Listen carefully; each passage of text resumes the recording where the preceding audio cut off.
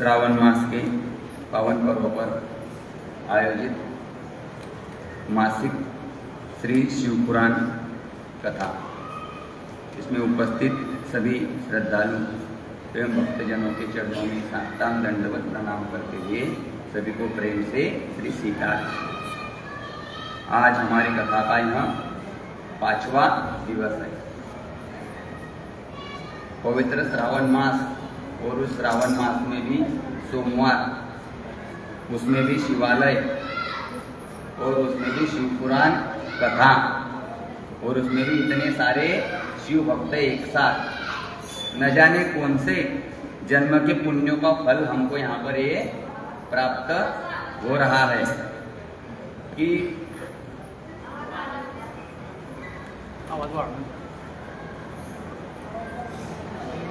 हमारे कौन से जन्मों के पुण्यों का उदय हुआ है कि इस पवित्र श्रावण मास में हमको श्री शिव महापुराण कथा श्रवण करने का वह भी पूरे 1 महीने तक सौभाग्य प्राप्त हो रहा है।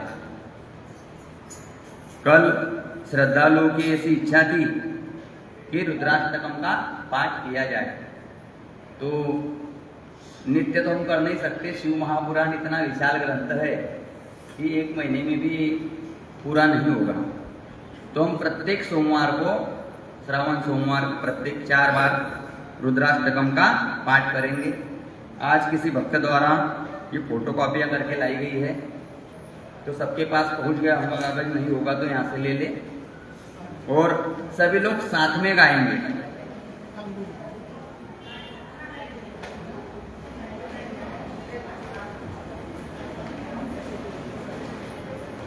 साथ में गाएंगे कि मैं पहले गाऊं फिर आप बाद में गाएंगे? साथ में आगे पीछे। पहले मैं एक लाइन गाऊंगा पहली, फिर उसी लाइन में आप उसी लाइन को दोहराना, उसमें अच्छा रहेगा। पहले सुन ले, उसके बाद पीछे दोहरा।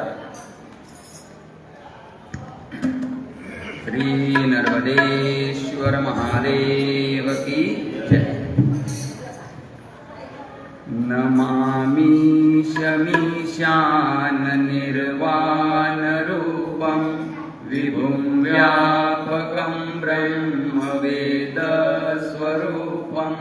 नमामि शमीशान निर्वाण रूपं विभुं व्यापकं ब्रह्म वेद स्वरूपं।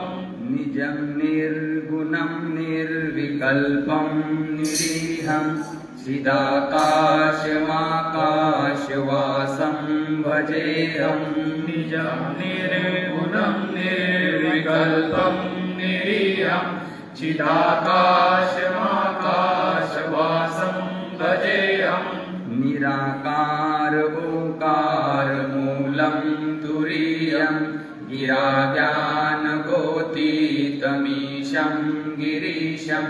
निराकार ओंकार मूलं तुरीयं गिराज्ञानगोतीतमीशं गिरीशं। करालं महाकालकालं कृपालं गुणागार संसार पारं नतोऽहं। करालं महाकालकालं कृपालं गुणागार संसार पारं नतोऽहं। तुषारान्द्रिसङ्काशगौरं गभीरं मनोभूतकोटिप्रभाश्रीशरीरं। तुषाराद्रिसङ्काशगौरं गभीरं मनोभूतकोटिप्रभाश्रीशरीरं। पुरन्मौलिकल्लोलिनी चारुगङ्गा लसद्बालबालेन्दुकण्ठे भुजङ्गा। पुरन्मौलिकल्लोलिनी चारुगङ्गा लसद्बालबालेन्दुकण्ठे भुजङ्गा। चलत्कुण्डलं भ्रूसुनेत्रं विशालं प्रसन्नानमीलकण्ठं दयालं। चलत्कुण्डलं भ्रूसुनेत्रं विशालं प्रसन्नानमीलकण्ठं दयालं। मृगाधीशचर्माम्बरं मुण्डमालं प्रियं शङ्करं सर्वनाथं भजामि। मृगाधीशचर्माम्बरं मुण्डमालं प्रियं शङ्करं सर्वनाथं भजामि। प्रचण्डं प्रकृष्टं प्रगल्भं परेशम् अखण्डम् अजं भानुकोटिप्रकाशम्। प्रचण्डं प्रकृष्टं प्रगल्भं परेशम् अखण्डम् अजं भानुकोटिप्रकाशम्। त्रयशूलनिर्मूलनं शूलपाणि भजेऽहं भवानीपतिं भावगम्यम्। त्रयशूलनिर्मूलनं शूलपाणि भजेऽहं भवानीपतिं भावगम्यम्। कलातीतकल्याणकल्पान्तकारी सदा सच्चिदानन्ददाता पुरारी कलातीत कल्याण कल्पान्तकारी सदा सच्चिदानन्ददाता पुरारी चिदानन्द सन्दो अमोहापहारी प्रसीद प्रसीद प्रभो मन्मथारी चिदानन्द सन्दो अमोहापहारी प्रसीद प्रसीद प्रभो मन्मथारी न यावद् उमानाथ पादारविन्दं भजन्ति अलोके परे वा नराणाम् यावत् उमानाथ पादारविन्दं भजन्ति अलोके परे वा नराणाम् न तावत् सुखं शान्ति सन्तापनाशं प्रसीद प्रभो सर्वभूतादिवासम् न तावत् सुखं शान्ति सन्तापनाशं प्रसीद प्रभो सर्वभूतादिवासम् न जानामि योगं जपं नैव पूजां न तोऽहं सदा सर्वदा शम्भुतुभ्यं न जानामि योगं जपं नैव पूजां न तोऽहं सदा सर्वदा शम्भुतुभ्यं जराजन्म दुःखोपतातप्यमानं प्रभो पाहि आपन्नमामीश शम्भो जराजन्म दुःखोपतातप्यमानं प्रभो पाहि आपन्नमामीश शम्भो रुद्राष्टकमिदं प्रोक्तं विप्रेण हरतोषये ये पठन्ति नरा भक्त्या तेषां शम्भु प्रसीदति श्री नर्मदेश्वर भगवान की जय। रामेश्वर भगवान की जय।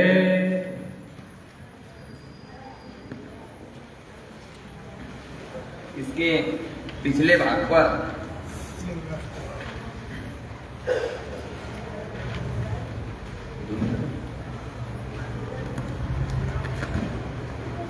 लिंगाष्टकम है। इसके पिछले भाग पर कथा के विश्राम के समय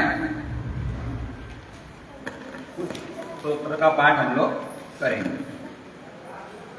अपने पास ही रखिए कागज, प्रत्येक सोमवार को लाना मत भूलना। तो कल हम लोग कथा में श्रवण कर रहे थे, श्री शिवाय नमस्तुभ्यं मुखम व्याहरते यदा तन्मुखम पावनम तीर्थम सर्व पाप विनाशनम, कि हे शिव आपको नमस्कार है, जिस मुख से ऐसा उच्चारण बार बार होता रहता है वह मुख समस्त पापों का विनाश करने वाला पावन तीर्थ बन जाता है। जो मनुष्य प्रसन्नता पूर्वक उस मुख का दर्शन करता है उसे निश्चय ही तीर्थ सेवन जनित फल प्राप्त होता है। हम लोगों ने कल सामूहिक रूप से श्री शिवाय नमस्तुभ्यं का जाप किया और उसमें सबको बहुत ही आनंद आया। इस प्रकार आगे अभी शिव नाम की महिमा सूत जी बता रहे हैं कि बोले, हे ब्राह्मणों, शिव का नाम एक त्रिवेणी है। शिव का नाम विभूति अर्थात भस्म और रुद्राक्ष, ये त्रिवेणी है। ये तीनों त्रिवेणी के समान परम पुण्य वाले माने गए हैं। और जहां ये तीनों शुभतर वस्तुएं सर्वदा रहती है, उसके दर्शन मात्र से मनुष्य त्रिवेणी स्नान का फल पा लेता है। शिव नाम तो होना ही, लेकिन उसके साथ में और दो चीजें हैं। शरीर पर क्या होना? भस्म और रुद्राक्ष धारण किए हुए हो, तब त्रिवेणी संगम के स्नान का फल हमको घर बैठे ही प्राप्त हो जाता है। शिव नाम विभूतिच्छ तथा रुद्राक्ष एवच एतत्त्रयं महापुण्यम त्रिवेणी सदृशम स्मृतम। तीन वस्तुएं कही है। हम लोग प्राय श्री शिवाय नमस्तुभ्यम तो कहते हैं, लेकिन रुद्राक्ष धारण नहीं करते हैं। मैं भी नहीं करता था, लेकिन जब शिव पुराण पढ़ने लगा, शिव पुराण का अध्ययन किया, तो हम लोग ओंकारेश्वर गए थे, तो महादेव, ओंकारेश्वर महादेव के आशीर्वाद स्वरूप वहां से रुद्राक्ष ले आए। और मैं भी फिर उसी दिन से, जब से मैंने श्रवण किया, तब से मैंने भी ऐसा निश्चय किया कि भी हमको भी क्या है, रुद्राक्ष धारण करना चाहिए। और जब शिव कथा का वाचन करना है तो जरूरी है। लेकिन फिर भी हम एक चूक कर रहे हैं, हम अभी भस्म नहीं लगा रहे, त्रिपुंड नहीं लगा रहे। चलो, तो बोले जिसके शरीर पर भस्म, रुद्राक्ष और मुख में शिव नाम, ये तीनों नित्य विद्यमान रहते हैं, उसका पाप विनाशक दर्शन संसार में दुर्लभ है। उस व्यक्ति का दर्शन यदि हम लोग कर ले तो हमारे पाप नष्ट हो जाएंगे। ऐसी महिमा इन तीनों वस्तुओं की है। उस पुण्यात्मा का दर्शन त्रिवेणी के समान है। भस्म, रुद्राक्ष तथा शिवनाम का जप करने वाले और त्रिवेणी, इन दोनों में रंच मात्र भी अंतर नहीं है। ऐसा जो नहीं जानता वह निश्चित ही पापी है। अर्थात हमको पता होना चाहिए कि जिसके शरीर पर भस्म लगी हुई है, रुद्राक्ष की माला धारण किए हुए है या रुद्राक्ष धारण की हुई है और निरंतर शिव नाम का जाप कर रहा है, उस व्यक्ति में और प्रयागराज में जहाँ त्रिवेणी संगम है, उस तीर्थ में कोई अंतर नहीं है। और क्या कह रहे हैं कि जिसके मस्तक पर विभूति नहीं है, अंग में रुद्राक्ष नहीं है और मुख में शिवमयी वाणी नहीं है, उस अधम व्यक्ति के समान त्याग देना चाहिए उसको। जो व्यक्ति इन तीनों से सर्वथा हीन है, उसका त्याग कर देना चाहिए। अब तीनों में कौन कौन क्या क्या है? शैव नाम यथा गंगा, भगवान शिव का नाम गंगा है। विभूतिर यमुना माता, विभूति जो है भस्म है वह यमुना माता मानी गई है। और रुद्राक्ष विधिजा प्रोक्ता सर्व पाप विनाशिनी, और रुद्राक्ष को सरस्वती कहा गया है। भगवान शिव का नाम गंगा, विभूति भस्म यमुना जी और रुद्राक्ष को सरस्वती कहा गया है। इन तीनों की संयुक्त त्रिवेणी समस्त पापों का नाश करने वाली है। बोले सूत जी बता रहे हैं, बोले बहुत पहले की बात है, ब्रह्मा जी ने एक बार क्या किया कि बोले उस व्यक्ति जिसके की भाल पर त्रिपुंड लगा हुआ है, रुद्राक्ष की माला पहने हुए है और वह शिव नाम का जाप कर रहा है, तो उसका जो उसको फल प्राप्त हो रहा है, उस फल को एक तुला में रखा और त्रिवेणी स्नान से जो फल प्राप्त होता है उसको एक तुला में रखा। तो ब्रह्मा जी ने यह पाया कि तराजू का जो पाडला था वो क्या था? बराबर था। अर्थात यह दोनों में कोई भेद नहीं है। उसी दिन से ब्रह्मा जी, विष्णु जी और आदि देव भी दर्शन मात्र से पापों को नष्ट करने वाले इन तीनों रुद्राक्ष, विभूति और शिव नाम को धारण करने लगे। साक्षात भगवान विष्णु भी रुद्राक्ष धारण करते हैं, भस्म लगाते हैं और शिव नाम का जप करते हैं। अब ऋषिगण फिर से उनसे पूछने लगे कि बोले आपने हमको इन तीनों का जो फल है उसका तो वर्णन किया, लेकिन इसके बारे में और इसके महात्मा के बारे में वर्णन कीजिए। तो सूत जी कह रहे हैं, बोले मैं इन तीनों का महात्म्य आपको एक बार फिर से वर्णन करता हूं, आप ध्यान पूर्वक सुनिए। बोले इन तीनों की महिमा को भगवान महेश्वर के सिवा कोई दूसरा भली भांति नहीं जान सकता है, केवल वही इसको भली भांति जान सकते हैं। फिर भी बोले मैं अपनी श्रद्धा भक्ति के अनुसार संक्षेप में भगवान नाम की महिमा का कुछ वर्णन करता हूं, आप लोग प्रेम से सुनिए। बोले शिव इस नाम रूपी दावानल से महापातक रूपी पर्वत अनायास भस्म हो जाते हैं। यह सत्य है, सत्य है, इसमें संशय नहीं है।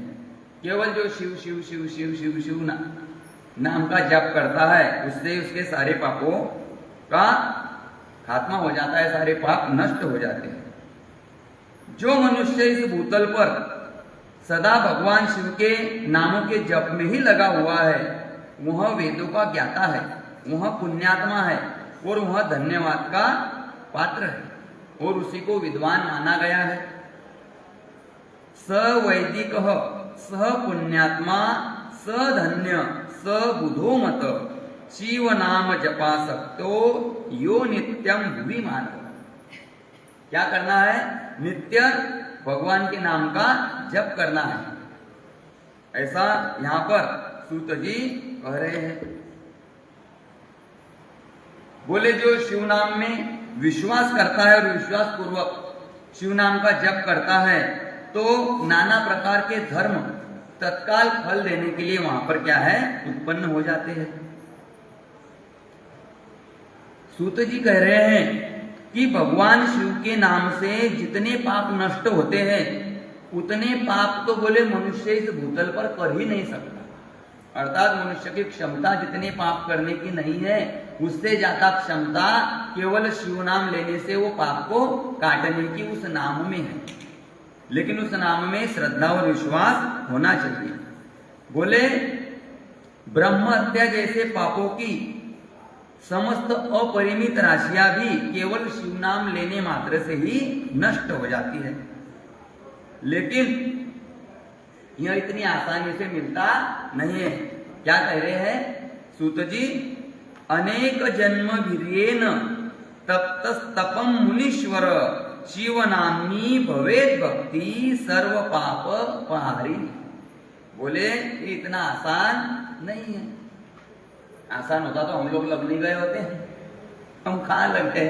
हम तो मंदिर में आके भी बातचीत करने में लग जाते हैं। कहाँ लगे हम लोग? इतना आसान नहीं है। क्या कह रहे हैं सूत जी? बोले हे मनीश्वर, जिसने अनेक जन्मों तक तपस्या की है, इस जन्म में तो कुछ बन नहीं रहा है, पिछले जन्म के भरोसे चल रहा अपना, कि जिसने अनेक जन्मों तक तपस्या की है उसी की शिव नाम के प्रति भक्ति होती है जो समस्त पापों का नाश करने वाली है। जो अनेक पाप करके भी भगवान शिव के नाम में जप में आदर पूर्वक लग गया है वह समस्त पापों से मुक्त हो जाता है, इसमें भी संशय नहीं है। लेकिन जो अनेक पाप करता है उसको भगवान ऐसी सद्बुद्धि देते कहाँ है कि वो शिव नाम के जप में लग जाए। और कह रहे हैं कि बोले हे शौनक जी, जिसके अंग नित्य भस्म लगाने से पवित्र हो गए हैं, जो शिव नाम का जब आदर पूर्वक करने लगा है वह इस घोर संसार सागर को भी पार कर लेता है। कह रहे हैं आगे कि वही बात फिर से दोहरा है। जब कोई बात बहुत अच्छी लगती है वक्ता को या वक्ता चाहता है कि श्रोता में दृढ़ हो जाए तो उसको दो बार कहते हैं। तो सूत जी यहाँ फिर से कह रहे हैं कि भगवान शंकर जी के एक नाम में भी पाप हरने की जितनी शक्ति है उतना पाप मनुष्य कभी कर ही नहीं सकता है। इस प्रकार वह कह रहे हैं सूत जी कि बोले मैंने आप लोगों के सामने भगवान नाम के उत्तम महात्मा का वर्णन किया। अब बोले आप लोग भस्म विभूति का महात्मा सुनिए, जो बोले समस्त पावन वस्तुओं को भी पवित्र करने वाला है। अब सूत जी यहाँ पर भस्म के विषय में बता रहे हैं कि बोले श्रेष्ठ महर्षियों ने तो यह बताया है कि जो ब्राह्मण है, जो द्विज है, उनको वैदिक मंत्र के उच्चारण पूर्वक भस्म धारण करना चाहिए। लेकिन जो दूसरे लोग हैं जिसमें हम सब लोग आते हैं उनके लिए बिना मंत्र के ही केवल धारण करने का विधान है। मंत्र नहीं भी कहे तो धारण कर सकते हैं। वो कैसे प्राप्त होगी? तो बोले जले हुए गोबर से उत्पन्न होने वाला भस्म आग्नेय कहलाता है। गोबर गाय का होना चाहिए, देसी गाय का। यह महामने वह भी त्रिपुंड का द्रव्य है ऐसा कहा गया है। देसी गाय का गोबर जिससे भस्म होता है। अग्निहोत्र से उत्पन्न हुए भस्म का भी मनीषी पुरुषों को संग्रह करना चाहिए और अन्य यज्ञ से प्रकट हुआ भस्म भी त्रिपुंड धारण के काम में आ सकता है या आता है। इसके बारे में महर्षि जाबाली ने सभी वर्णों और आश्रमों के लिए मंत्र से या बिना मंत्र के भी आदर पूर्वक भस्म से त्रिपुंड लगाने की आवश्यकता बताइए। जाबाली जो मुनि है उन्होंने भी कहा है कि आपको बिना मंत्र का लगाना है, लेकिन आदर सहित लगाना है। आदर भाव होना चाहिए। बोले भगवान शिव और विष्णु ने भी तिर्यक त्रिपुंड धारण किया है और अन्य देवियों सहित भगवती उमा और लक्ष्मी देवी ने भी वाणी द्वारा इसकी प्रशंसा की है, ऐसा यहां पर बताया गया है। और कहा गया है कि जो श्रद्धा पूर्वक शरीर में भस्म लेपन और त्रिपुंड धारण का आचार पालन नहीं करते हैं, उन्हें 100 करोड़ कल्पों में भी शिव का ज्ञान प्राप्त नहीं हो सकता। जिसको शिव तत्व पूर्ण रूपेण जानना है उसको इन तीनों चीजों को करना पड़ेगा, ऐसा यहाँ पर सूत जी कह रहे हैं। और बता रहे हैं कि जो मनुष्य तीनों संध्या कालों में श्वेत भस्म के द्वारा त्रिपुंड धारण करता है, वह समस्त पापों से मुक्त होकर शिव सानिध्य का आनंद भोगता है। जो व्यक्ति श्वेत भस्म से अपने मस्तक पर त्रिपुंड धारण करता है, वह अनादिभूत लोकों को प्राप्त कर अमर हो जाता है। और यहाँ पर एक बात कही हुई है कि जो बिना भस्म स्नान किए षडाक्षर मंत्र ओम नमः शिवाय मंत्र का जप करता है, वैसा नहीं करना चाहिए। यदि आप ओम नमः शिवाय मंत्र का जाप कर रहे हैं तब आपको भस्म धारण करना चाहिए। बोले विधि पूर्वक भस्म से त्रिपुंड धारण करके ही इसका जप करना चाहिए, ऐसा यहाँ पर कहा है। और भी यहाँ पर त्रिपुंड की और भस्म के बारे में विस्तार पूर्वक वर्णन किया है। बोले ब्रह्मा विष्णु रुद्र मुनिगण और देवताओं के द्वारा भी भस्म धारण करने का जो महत्व है उसका वर्णन किया जाना संभव नहीं है कि उसका क्या क्या फल प्राप्त होता है, यह कोई पूर्ण रूपेण नहीं बता सकता। बोले जिस ब्राह्मण ने भस्म से अपने सिर पर त्रिपुंड धारण कर लिया, उसने मानो बोले गुरु से सब कुछ पढ़ लिया है और उसने सभी धार्मिक अनुष्ठान कर लिए है, ऐसा मानना चाहिए। बोले जो भक्ति परायण ब्राह्मण और क्षत्रिय है, उनको मानस्तों के तनये इस मंत्र से अभिमंत्रित भस्म को शास्त्र सम्मत कहे गए अंगों पर धारण करना चाहिए। वैश्य को त्र्यंबकम यजामहे इस मंत्र से और शूद्र को शिवाय नमः इस पंचाक्षर मंत्र से भस्म को अभिमंत्रित कर धारण करना चाहिए। और जो स्त्रियां हैं, विधवा स्त्रियां हैं, उनके लिए भी शिवाय नमः पंचाक्षर मंत्र से ही भस्म को अभिमंत्रित कर धारण करने के लिए कहा गया है।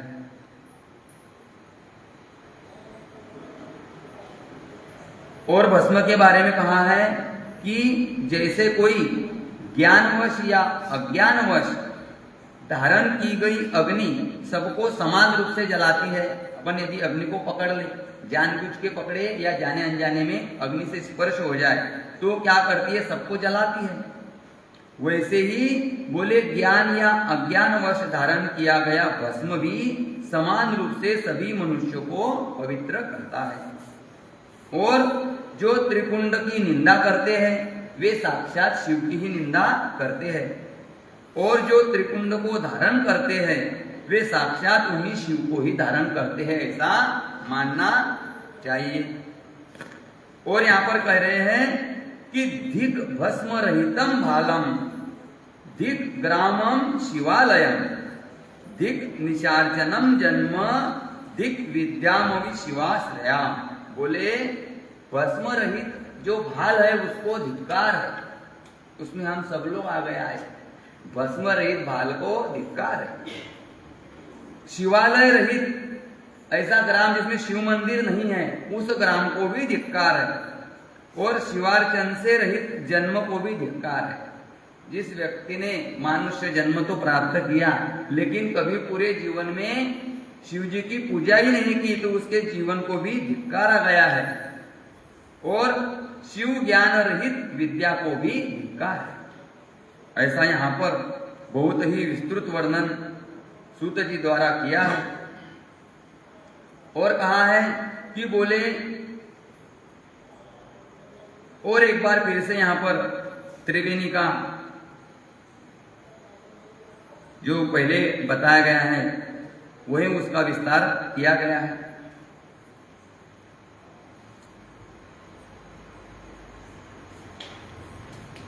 त्रिपुंड कैसा लगाना चाहिए उसके बारे में बताया गया है कि भवों के मध्य भाग से, जो हमारी भवे है उसके मध्य भाग से लेकर जहां तक भवों का अंत है उतना बड़ा त्रिपुंड ललाट में धारण करना चाहिए। और फिर उसके बारे में और यहाँ पर बहुत विस्तृत वर्णन है। उसके पश्चात फिर सूत जी कह रहे हैं कि रुद्राक्ष धारण की महिमा, बिल्वपत्र की महिमा हो गई, शिव नाम की महिमा हो गई, भस्म की महिमा हो गई, अब रुद्राक्ष धारण की महिमा यहाँ पर सूत जी बता रहे हैं। तो इन तीनों से ही जुड़ा हुआ एक भजन है जो प्राय सब लोगों को आता है, तो एक भजन का आनंद लेंगे। उसके पश्चात फिर रुद्राक्ष धारण की महिमा हम लोग श्रवण करेंगे। बहुत आसान भजन है। हम लोगों ने कल बिल्वपत्र की महिमा श्रवण की, शिवनाम की और आज भस्म की। तो इन तीनों का है इसमें, और आप सब लोगों को वहां अच्छे से गाते भी आता है।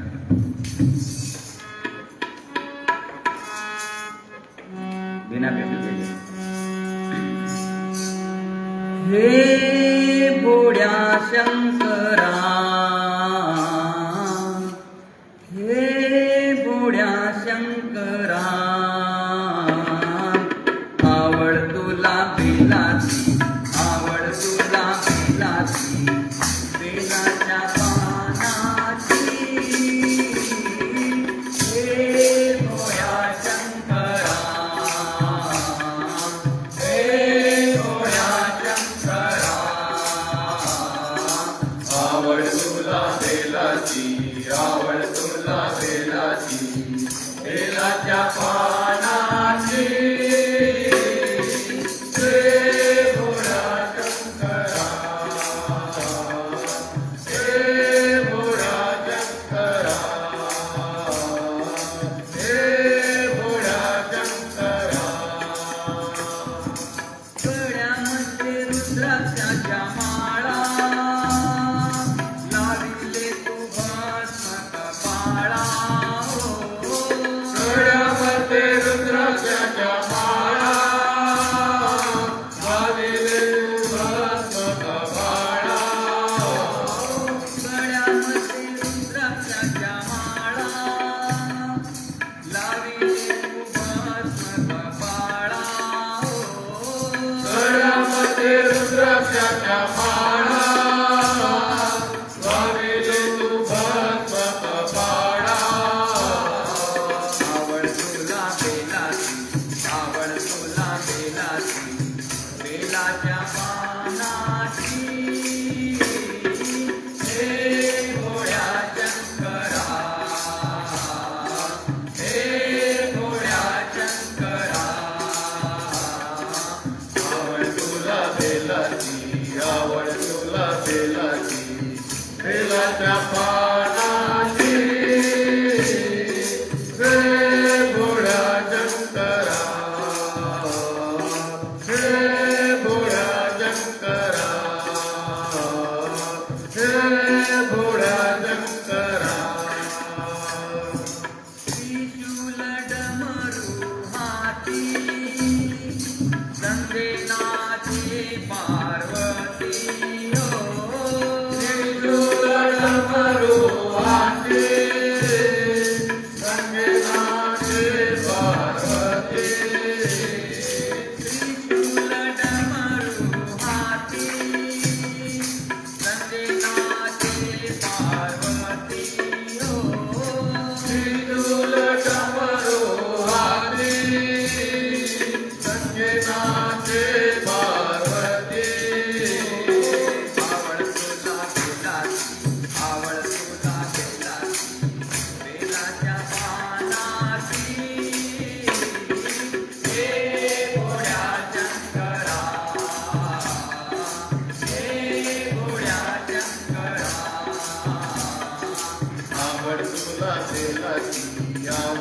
तुला बेलाची बेलाच्या पानाची हे भोळ्या शंकरा हे भोळ्या शंकरा हे भोळ्या शंकरा भोलेनाथ आलो तुझ्या द्वारी, कोठेनाथ दिसे त्रिपुरारी. भोलेनाथ आलो तुझ्या द्वारी भोलेनाथ दिसे पुजारी भोलेनाथ आलो तुझ्या द्वारी, कोठेनाथ दिसे त्रिपुरारी. भोलेनाथ आलो तुझ्या द्वारी भोलेनाथ दिसे पुजारी आवड तुला बेलाची, आवड तुला बेलाची, बेलाच्या पानाची. हे भोळ्या शंकरा, हे भोळ्या शंकरा. आवड तुला बेलाची आवड तुला बेलाची बेलाच्या पानाची हे भोळ्या शंकरा हे भोळ्या शंकरा हे भोळ्या शंकरा हातामध्ये घेऊन नारी, नंद्यावरी करीतो सवारी.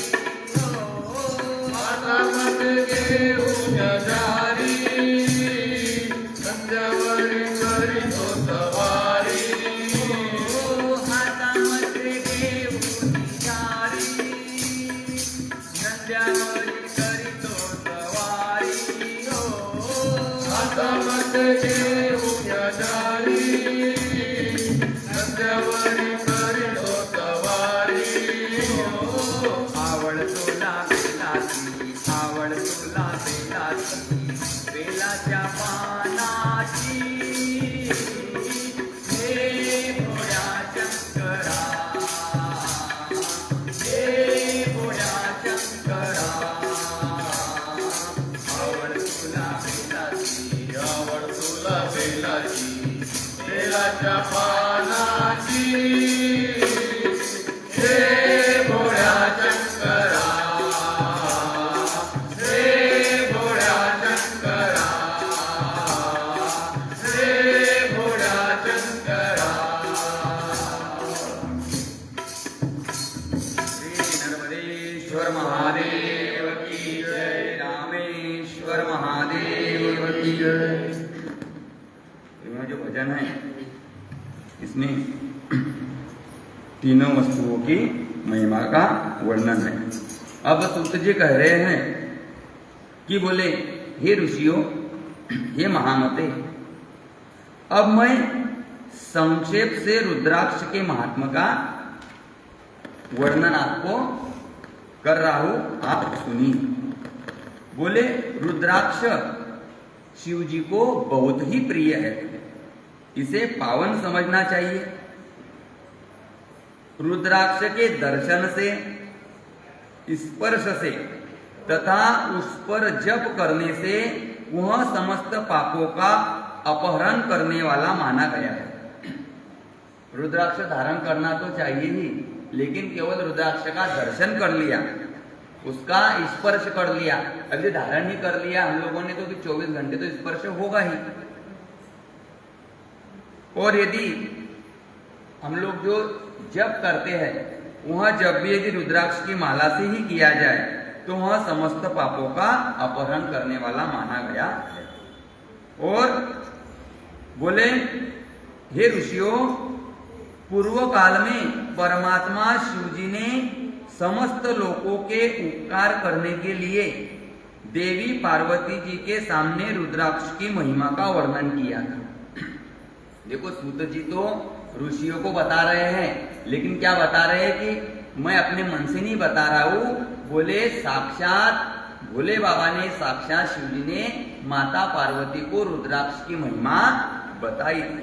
और अभी यहाँ पर जो रुद्राक्ष की महिमा है वह सूत जी नहीं बता रहे हैं, वह साक्षात शिव जी ही बता रहे हैं। शिव जी क्या कह रहे हैं कि बोले, हे बोले महेश्वरी, हे शिवे, मैं बोले आपके प्रेमवश और भक्तों के हित की कामना से रुद्राक्ष की महिमा का वर्णन करता हूं। बोले आप प्रेम से सुनिए। दिव्य वर्ष सहस्रानी महेशानी पुनः पुरा। बोले बहुत पूर्व काल की बात है। बोले मैंने अपने मन को संयम में रखकर हजारों दिव्य वर्षों तक घोर तपस्या की थी, लेकिन अनायास ही मेरी जो आंखें थी वह खुल गई और लीलावश ही उन आंखों में से, उन दोनों नेत्रों में से क्या हुआ, जल की बूंदें गिरी। तो आंसुओं की उन बूंदों से ही वहां रुद्राक्ष नामक वृक्ष पैदा हो गया।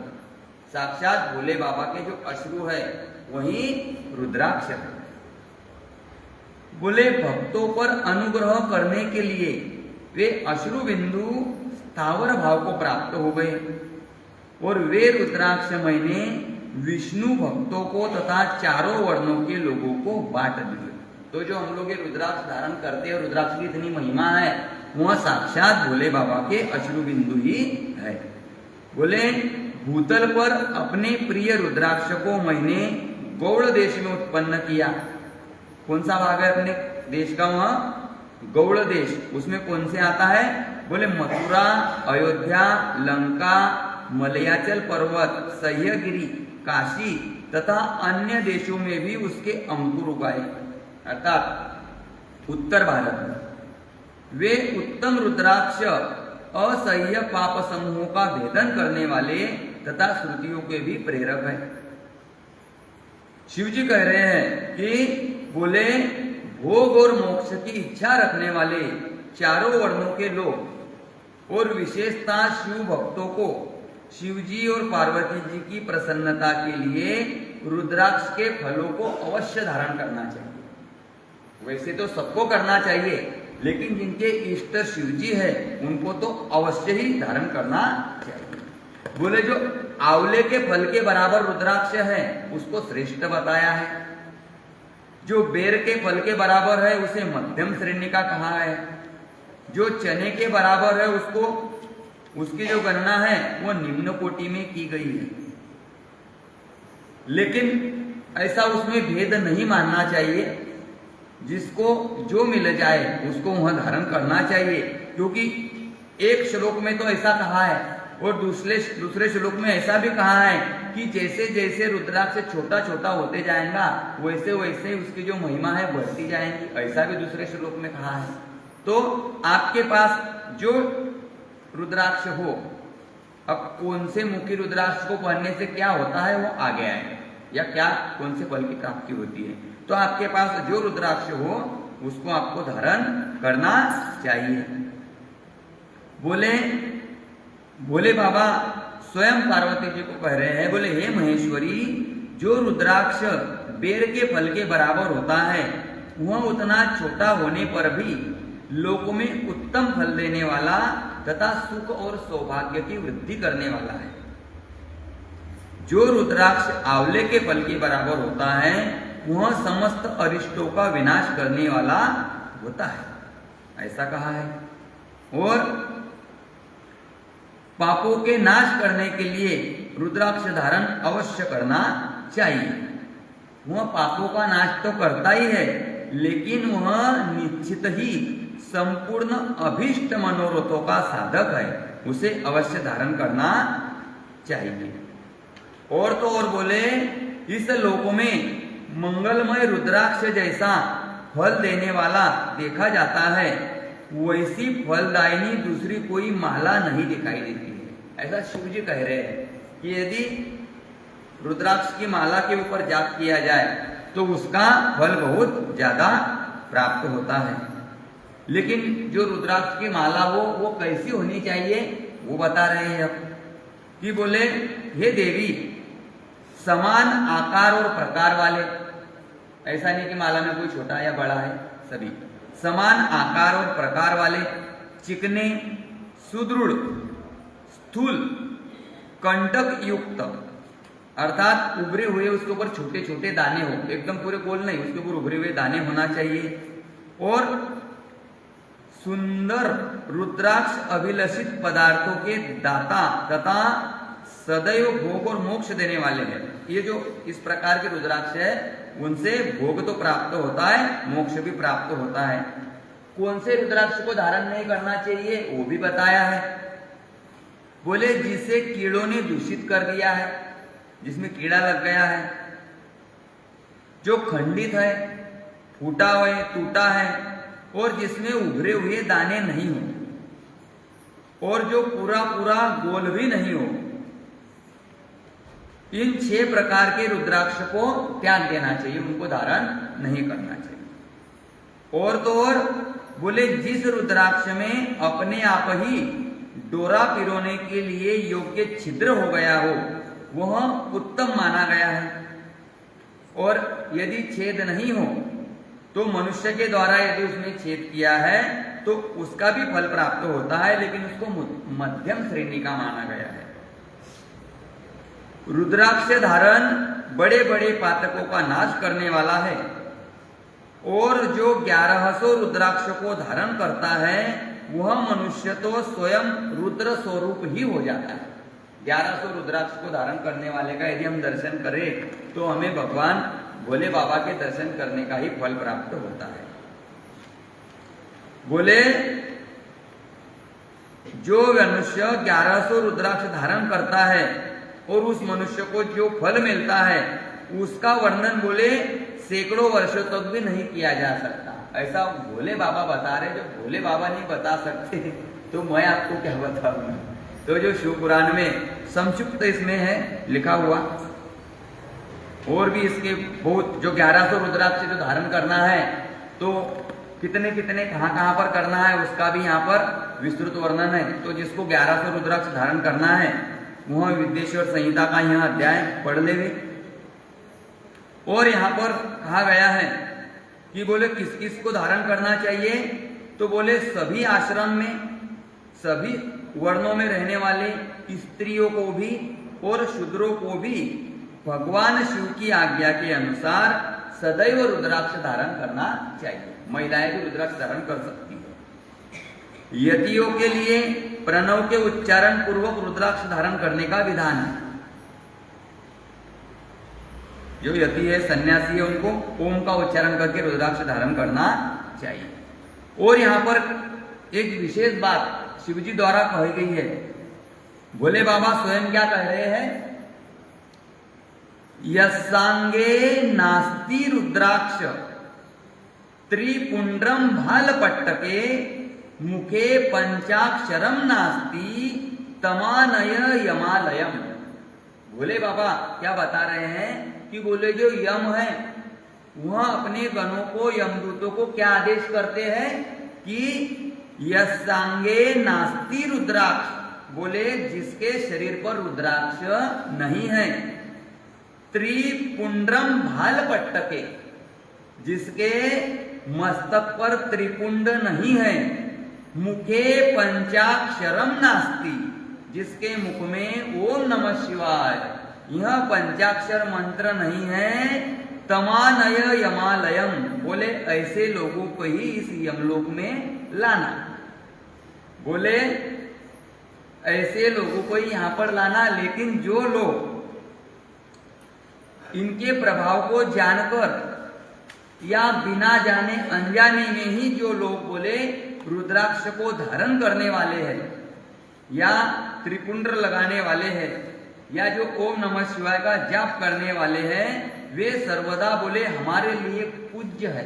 ऐसा कौन कह रहा है, यम कह रहे हैं यमदूतों को, कि जिनके पास ये 3 चीजें हैं या 3 में से मान लो एक भी है तो उसको यमदूत को कहा है कि उनको यहां पर मत लाना। त्रिपुंड, पंचाक्षर मंत्र और रुद्राक्ष, तो इतना इनका महत्व शिव पुराण में कहा गया है। बोले महादेवी शिवजी अब कह रहे हैं कि बोले रुद्राक्ष भी पापों का नाशक है। हे पार्वती, उसको धारण करने वाला मनुष्य पापी होने पर भी बोले मेरे लिए प्रिय है और शुद्ध है। और कितना बताएंगे, रुद्राक्ष की इतनी महिमा है। और कह रहे हैं कि बोले जो त्रिपुंड धारण कर त्रिपुंड्रेन च संयुक्तम रुद्राक्ष विलसांगकम मृत्युंजयम जपंतम च दृष्टवा रुद्र फलम लभे। बोले जो त्रिपुंड धारण करके रुद्राक्ष से सुशोभित अंग वाला होकर मृत्युंजय जप कर रहा है, उस व्यक्ति या उस पुण्यमान मनुष्य को यदि हम लोग देख ले तो हमको रुद्र दर्शन का फल प्राप्त होता है। ऐसे साधु सन्यासी महात्मा प्राय हमको कुंभ के मेले में दिखाई देते हैं, जिनके त्रिपुंड लगाया रहता है, पूरे शरीर पर भस्म धारण किए हुए रहते हैं, रुद्राक्ष से सुशोभित रहते हैं और वहां मृत्युंजय मंत्र का जप कर रहे होते हैं। और तो और यहां पर कहा है कि हे प्रिय, बोले हे पार्वती जी, बोले पंचदेव प्रिय अर्थात जो वैष्णव है वह सभी लोग को भी रुद्राक्ष की माला से समस्त मंत्रों का जप कर सकते हैं।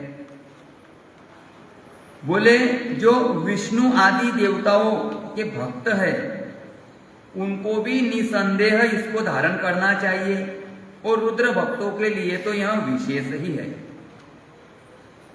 और आगे कह रहे हैं कि बोले हे महेश्वरी, रुद्राक्ष अनेक प्रकार के बताए गए हैं। अब बोले मैं उनके भेदों का वर्णन करता हूं। वे भेद भोग और मोक्ष रूप फल देने वाले हैं। तुम उत्तम भक्ति भाव से उनका परिचय सुनो। अब यहां पर इसका बहुत विस्तृत वर्णन है, लेकिन फिर भी हम लोग रुद्राक्ष की महिमा जब इतनी है और आपको प्राय यह जो प्रसंग है वो छूट जाता है, तो कितने मुख वाले रुद्राक्ष को धारण करने से क्या प्राप्त होता है, यहाँ पर साक्षात भगवान शिव जी ही पार्वती माता को बता रहे हैं कि बोले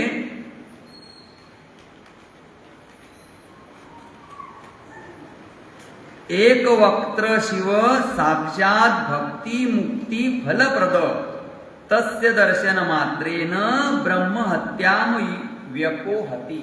बोले जो एक मुख वाला रुद्राक्ष है वह साक्षात शिव जी का स्वरूप है और उससे क्या प्राप्त होता है, वह भोग और मोक्ष रूपी फल प्रदान करता है।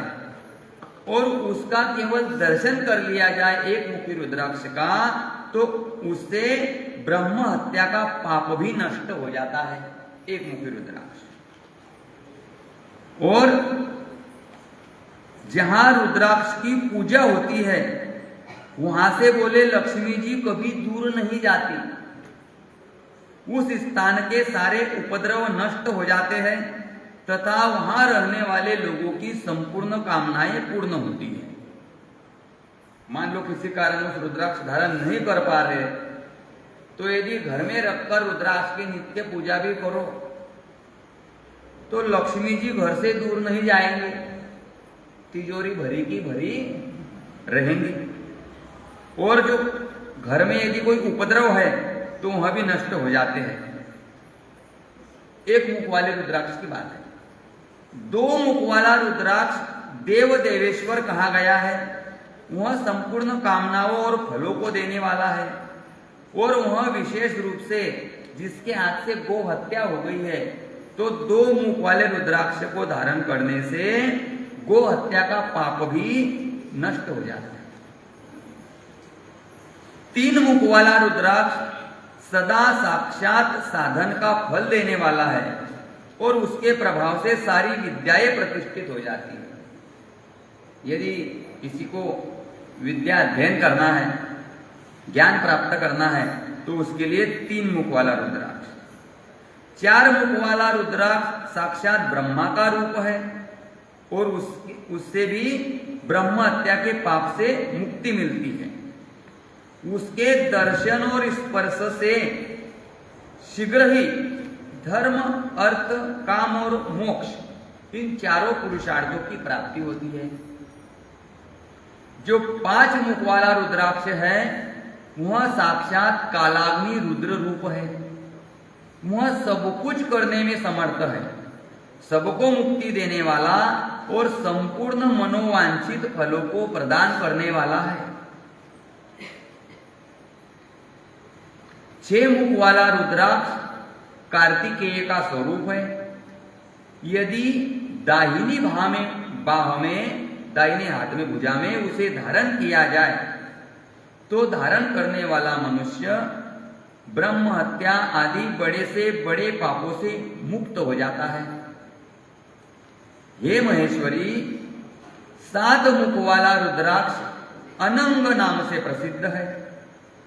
उसको धारण करने से दरिद्र व्यक्ति भी ऐश्वर्यशाली हो जाता है। 8 मुख वाला रुद्राक्ष अष्टमूर्ति भैरव का रूप है। उसको धारण करने से मनुष्य पूर्णायु होता है 100 साल तक और मृत्यु के पश्चात शूलधारी शंकर हो जाता है। 8 मुख वाला रुद्राक्ष, जिसको ऐसी कामना हो कि 100 वर्ष तक जीना है, कलयुग में 100 वर्ष का है, उसके 8 मुख वाला रुद्राक्ष धारण करना चाहिए। 9 मुख वाले रुद्राक्ष को भैरव तथा कपिल मुनि का प्रतीक माना गया है, अथवा 9 रूप धारण करने वाली साक्षात महेश्वरी दुर्गा उसकी अधिष्ठात्री देवी मानी गई। 9 मुख वाले रुद्राक्ष की जो मनुष्य भक्ति परायण होकर अपने बाएं हाथ में 9 मुख वाला रुद्राक्ष धारण करता है वह निश्चित ही मेरे समान सर्वेश्वर हो जाता है, इसमें संशय नहीं करना चाहिए। बोले हे महेश्वरी, 10 मुख वाला रुद्राक्ष साक्षात भगवान विष्णु का रूप है। हे महेश्वरी, उसको धारण करने से मनुष्य की संपूर्ण कामनाएं पूर्ण हो जाती हैं। 11 मुख वाला जो रुद्राक्ष है वह रुद्र का रूप है। उसको धारण करने से मनुष्य सर्वत्र विजयी होता है। 12 मुख वाले रुद्राक्ष को केश प्रदेश में धारण करें।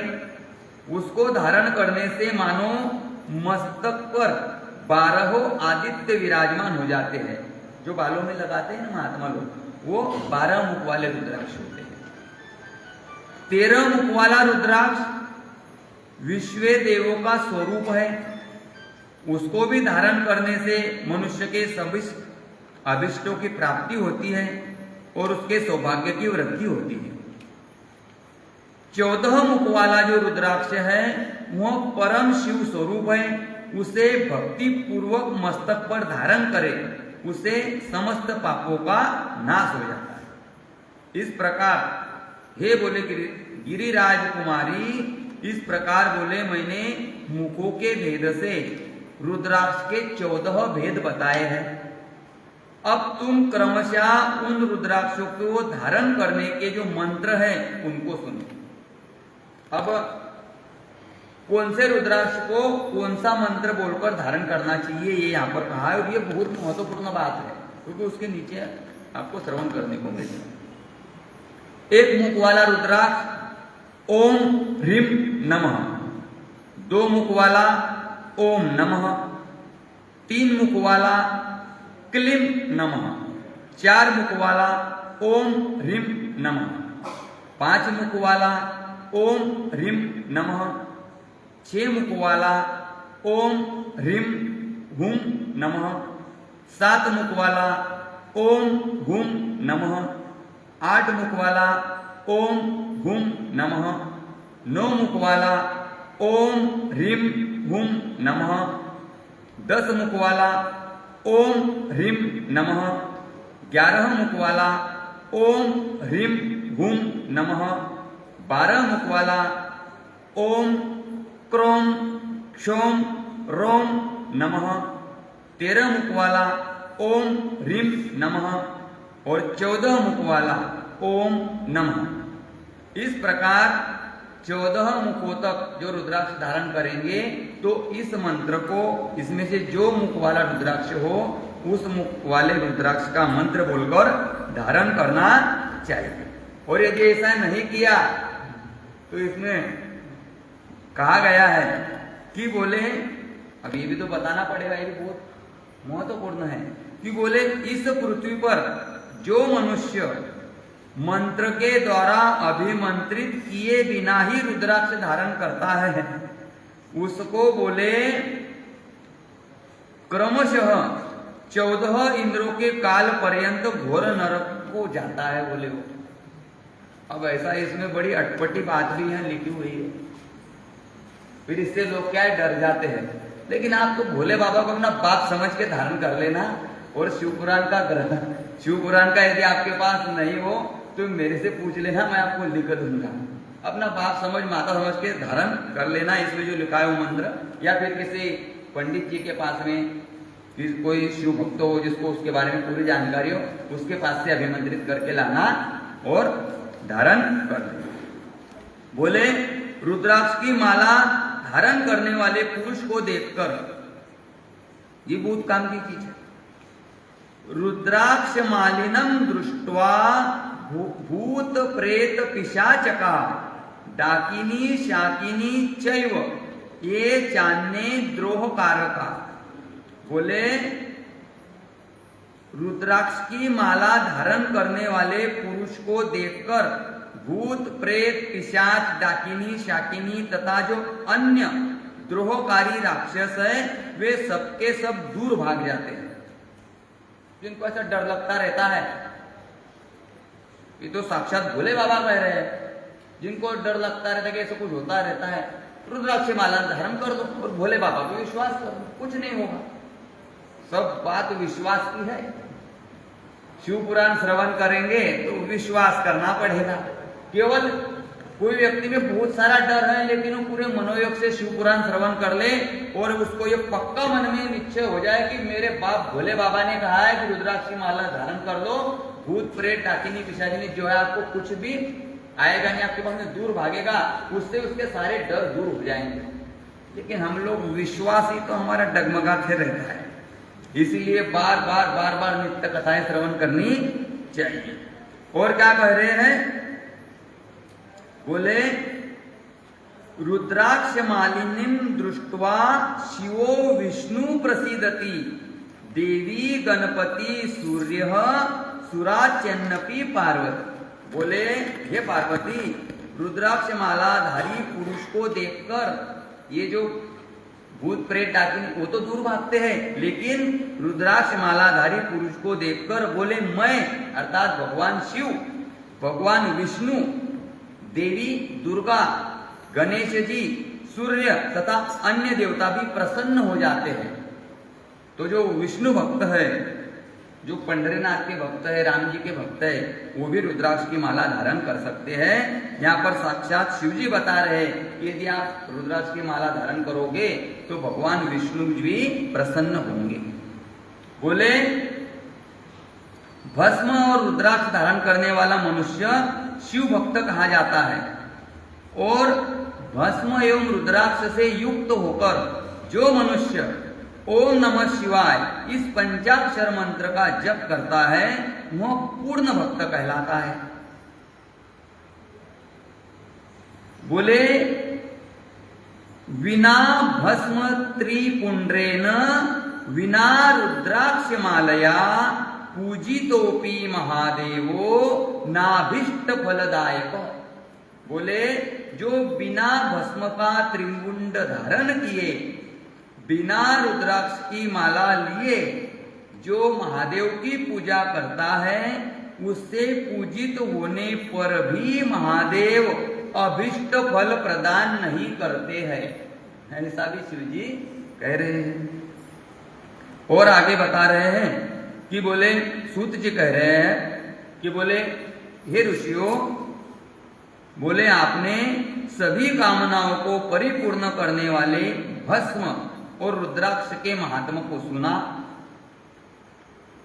जो इस अब ये जो महात्मा आप लोग जो 2 दिन से श्रवण कर रहे हैं उसका फल बता रहे हैं।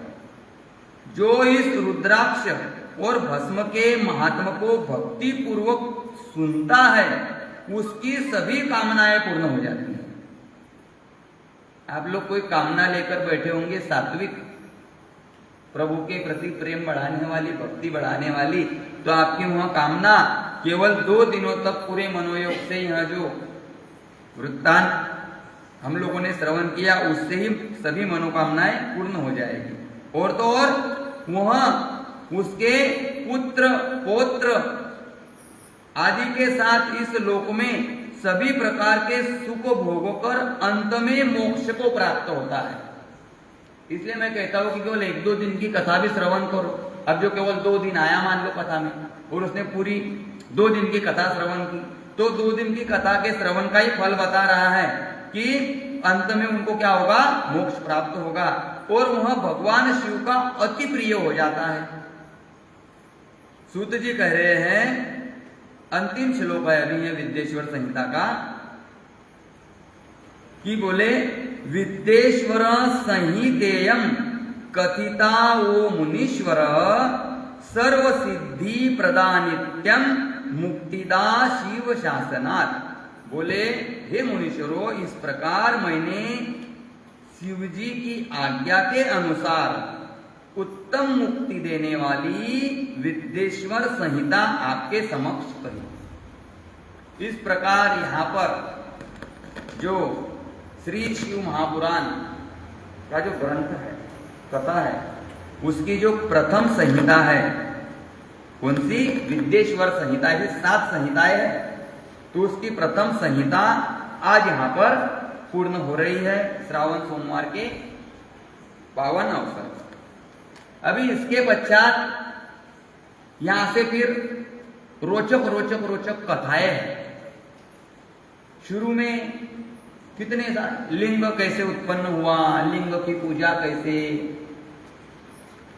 ओम नमः शिवाय मंत्र, प्रणव, भस्म, बिल्वपत्र, रुद्रा, पंचाक्षर मंत्र, शिव नाम, इन सब का अपने हृदय में जब पूरा प्रकाश हो गया, अब व्यक्ति पूर्ण रूप से शिव भक्त हो गया। इतना सारा जब श्रवण करेगा तो उसमें शिव भगवान की भक्ति में लग जाएगा। उसके पश्चात फिर जो भोले बाबा का जो अवतार लेने के बाद जो कथाएं हैं, फिर वहां कल से प्रारंभ होगी। कल से फिर शिव पुराण की दूसरी संहिता जिसका नाम है रुद्र संहिता, वह कल से हम लोग प्रारंभ करेंगे।